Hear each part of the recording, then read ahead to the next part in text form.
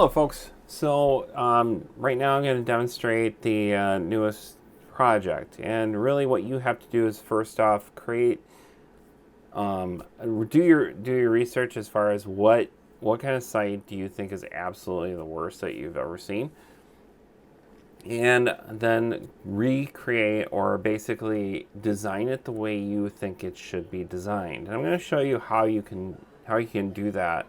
Um, So what we're going to do is I have this site here that I have here that I would say go ahead and would be awful. It is bad, but this is put together by the students of Yale, um, the School of Art. So what we want to do is I'm going to um, basically show you how I would go about doing this. And what we have here is obviously I would look through this and I would say, well, I want to go and here's about the school. Here's exhibitions right there, publications, and all this type of stuff. So first off, we wanted to go ahead and design the home page. So what I would do is first off, I would start out with if there's something on here that you may want, you can simply like right click on most of this stuff, and you sometimes, unless they have it locked, you have the option of viewing a background image. Like right now you have that. You can, like right now I think they have a lot of the things locked, or you could use your own imagery. Right now this one doesn't have, it only has the one imagery that's in the background. It does not even have a logo for it. So you'd want to create a logo of some kind for it. So what I'm going to do is I'm just going to go ahead and I'm going to show you a little bit of a trick to go ahead, and I want to get some things off of here. So maybe I want part of that. So what I can do is if I right click and hit view page source, all right, sometimes I can actually find where some of this stuff is, and unless it's controlled into the CSS somewhere, which it very well could be. So I'm gonna go here. Oh, yeah, let's see. Yeah, that's gonna be a long string, so I'm just gonna, for the sake of not taking up too much of your time, I'm not gonna go find it. But what I can do is you can search for imagery on what is called Pixabay. Pixabay is a great site to be a part of. It has free images that you can use if you want to. I wouldn't necessarily use them for client stuff, but you can. I would find stuff on better sites rather than this. So since it's an art school, I am going to look for art stuff. Okay, so let's go ahead. I'm going to use, I don't know, this one, kind of cool. You can hit free download, and I'll just download that. I'm not a robot. Download. Save. Okay. So it's downloading an element of that. So I want to incorporate some of the things that are within this site. So I'm going to shrink this a little bit so I can kind of see it. And I'm going to go into Photoshop. I'm going to create a new one, and I'm going to create a custom element. You can go on the web if you want to. What I would highly recommend doing is just, you can hit the most common one, but it's going to be a little bit too short for what you're going to redesign. So you can start there, but then I would increase the height to something larger, like let's say 3,000 pixels. Resolution is going to be at 72. It's going to be, color mode is going to be RGB. You're always going to use pixels when you're dealing with website stuff. You're never dealing with inches in this. So width is a 1,366 pixels wide and 3,000 pixels high. Right? Again, pixels, not inches. So make sure you do that. And then resolution's always going to be at 72, not anything higher than that. And it's always going to be RGB because RGB is what we use for a color model within websites. We do not use CMYK when you're dealing with stuff. And then go ahead and hit create. All right, I would say hit OK. So we have this. This is going to be our home page. So I would go up to File, Save As, and then I would actually go to, I'm going to drop this on my desktop just for the sake of doing this video. I'm going to say home page Yale and save it as a Photoshop file. Hit save and hit OK. All right, from this point on, what I can do is I can incorporate some of the information that's here. So there is no logo for Yale. So what I'm going to do is I'm actually going to create one quick.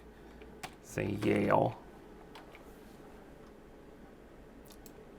I would tell you guys to do a little bit more than what I'm doing here, but I'm gonna do this just for the sake of demonstration wise. So here's this one. It's a logo there, and you can zoom in. You can zoom in, or what you can do is you can go to View. You can say actual size. Actual size will be nice because it gives you an idea of what the actual size of it is. This is how it will appear on a web browser, much like this. Okay. Now you can use the scroll bars, or what I like to do is I like to hold on the space bar, and I can move my artboard around like that. So this gives you a good idea about what it's like for your websites, or what it will look like with Photoshop. All right, and we will make this one, let's say, I don't know, let's go with more of a brownish orange there. There you go. All right. Then I'll go to my text tool and I'll say something like School of Art. And I'm going to make that smaller. Maybe I'll make this on a darker version of the orange. And hit OK. You know, you're an artist. You can design this however you want. I like to go Edit, Transform, Scale. That way I can actually take this and line that up with the A there. All right, so I've got that.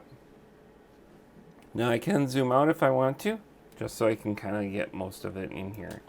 So we've got Yale and School Art. Let's say that its logo. Now I want to get that picture that I put in here. So I'm going to go ahead and go File, Place Embedded. I'm going to go find that thing. Let's say Downloads. Right here. Place. So it's in here like this. Okay. Now, since I don't want it the full height, I'm going to go ahead and take my rectangle tool and I'm going to make it the height I want to. Because I'm going to crop it. It's not going to be the full size that I want here. So with this, or actually, let me get this back in place here. I don't know why it's not scaling the full. All right, so like that. All right, so I'm going to take this rectangular marquee, and I'm going to make this the size that I want it. And I'm going to go over here, and I'm going to hit this little layer mask here. So it has that. Now, what we talked about is that here we wanted to actually include some kind of navigation. And what we had here is that home, about the school, apply to the school, exhibitions, publications, news, public events. All right, so if we're learning as far as like how we use usability or how we work with websites, we want to look at that as something that we want to kind of give it more of a simpler view. So we would include home. 1, 2, 3, 4, 5, 6, 7, 8. And maybe about 1, 2, 3, 4, 5, 6, 7, 8. Apply. 3, 4, 5, 6, 7, 8. Exhibitions. 4, 5, 6, 7, 8. Publications. 1, 2, 3, 4, 5, 6, 7, 8. News. 1, 2, 3, 4, 5, 6, 7, 8. Events. 1, 2, 3, 4, 5, 6, 7, 8.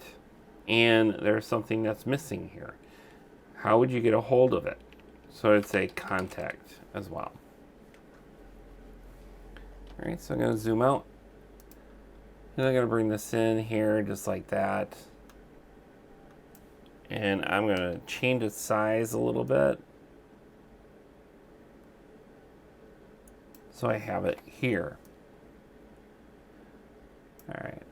Now you can be creative as far as how you want that navigation to show up. So if you remember, it's Photoshop, you can rearrange layers. So one of the things I want to do is I'm going to have it underneath home, and let's say I'm on the home page. So I'm going to create like this, maybe this fill in this block here. So I'm going to go edit, or I'm going to actually create a new layer first. Duh. We'll find edit, fill, color, and I'm going to use my eyedropper. This is what comes up by default when the color picker comes on. Choose that orange, hit OK, then hit OK again. And that will create this kind of like feedback element. So like maybe that home, maybe I don't want it to be that color, maybe I want it to be more white, to give some kind of difference to what's going on with the navigation. All right. So like that, and then you would basically go through and see what other elements are on here that we want to do. So you can go to the site, highlight, right-click, copy, and then you can use your text tool. And what I would do is with the text tool, you can click, hold, drag to create a text box, and then paste it. Now I did a Control A, or what could be a Command A on a Mac. And I'm using the same font that I have here. Put it at 12. My leading is a little off.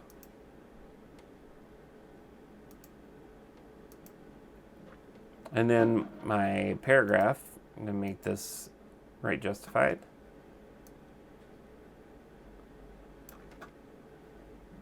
And then basically what you're doing is you're designing what the site actually looks like.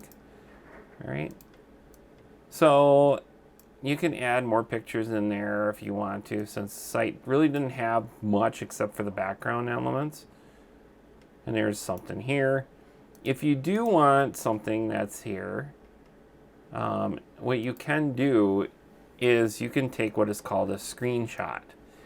So like right now, what I can do, if I am on basically a PC, I could hit the print screen button, and basically what that's doing is it's taking a screenshot where I can go in here and go edit. Let's see. Print screen, unless some sites of default are not allow that. Okay, this one did.